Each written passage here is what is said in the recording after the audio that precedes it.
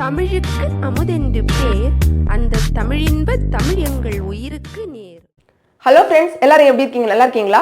இன்னைக்கு நம்ம channel Tamil allrounder அப்பாட்டக்கர்ல ஒரு கார்டனிங் வீடியோ தான் பார்க்க போறோம். அதாவது வீட்டிலேயே இஞ்சி செடி எப்படி வளர்க்கிறது, ஜிஞ்சர் இஞ்சி அப்படியெல்லாம் சொல்லுவோம்ல, நம்ம வீட்டில் நம்மளே வளர்த்துக்கலாம். ஸோ நமக்கு தேவையான இஞ்சி நம்ம வீட்டில இருந்து நம்ம எடுத்துக்கலாம். அது எப்படி வளர்க்கணும் அப்படிங்கிறத இந்த வீடியோல பார்ப்போம்.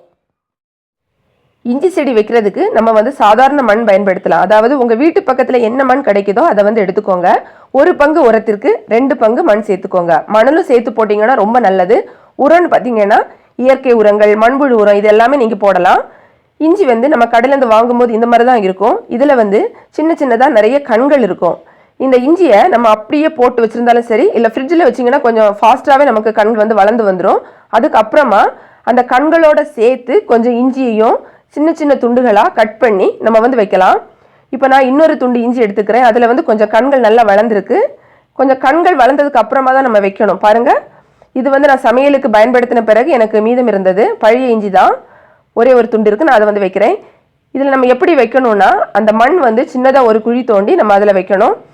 இந்த கண் பகுதி மண்ணுக்கு உள்ளால போக வேண்டாம், அது கொஞ்சம் மேலே இருக்கட்டும். ஏன்னா அதில் தான் நமக்கு இலைகள் எல்லாம் வரும். ஸோ அப்படியே நீங்கள் வச்சுட்டு நம்ம தண்ணி விட வேண்டியது தான், அவ்வளவுதான். இந்த பாட்டு பார்த்தீங்கன்னா இதில் நிறைய ஓட்டைகள் எல்லாம் போட்டு வச்சுக்கோங்க. ஏன்னா தண்ணி தேங்கக்கூடாது, அது ரொம்ப முக்கியம். ஸோ அந்த மாதிரியெல்லாம் பண்ணிக்கிட்டு நம்ம இப்போ தண்ணி ஊற்றலாம். எவ்வளோ நாட்களுக்கு பிறகு முளை வருது அப்படிங்கிறத நம்ம கொஞ்சம் வெயிட் பண்ணி பார்க்கலாம். நீங்கள் இதுக்கு நம்ம புதிய இஞ்சி தான் வைக்கணும் அப்படி கிடையாது. உங்கள் வீட்டில் நீங்கள் சமையலுக்கு வாங்கிட்டு பழைய இஞ்சிகள் உங்கள் ஃப்ரிட்ஜில் இருக்கும், இல்லைன்னா நீங்கள் வெளியே போட்டிருப்பீங்க. அதை எடுத்து நீங்கள் வச்சாலே உங்களுக்கு நல்ல இஞ்சி செடி முளைக்கும். இப்போ பார்த்தீங்கன்னா இது 15 நாட்களுக்கு பிறகு நான் ஷூட் பண்ணியிருக்கேன். அந்த சின்னதாக ஒரு முளை வந்திருக்கு பாருங்கள்.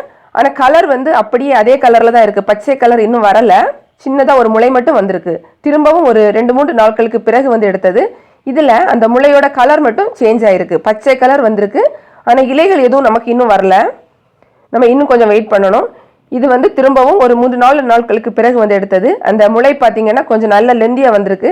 கலருமே பச்சையாக வந்திருக்கு. இது பார்த்தீங்கன்னா முளைக்கிறதுக்கு தான் நமக்கு டைம் ஆகும். இதில் இப்போ பாருங்கள், இலை வந்துடுச்சு. ஒரு வாரத்தில் நமக்கு இலை வந்துடுச்சு அடுத்தது.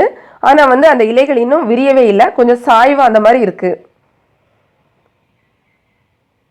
இப்போ பார்த்தீங்க அப்படின்னா நம்ம அடுத்து எடுக்கக்கூடிய இந்த வீடியோவில் இலைகள் ஓரளவுக்கு நேராக இருக்குது. ஆனால் இன்னும் சரியாக விரியலை. முளைக்கிறதுக்கு தான் நமக்கு டைம் எடுக்கும். இலைகள் ரொம்ப சீக்கிரமாகவே ஃபாஸ்ட்டாகவே வளர்ந்து வந்துடும்.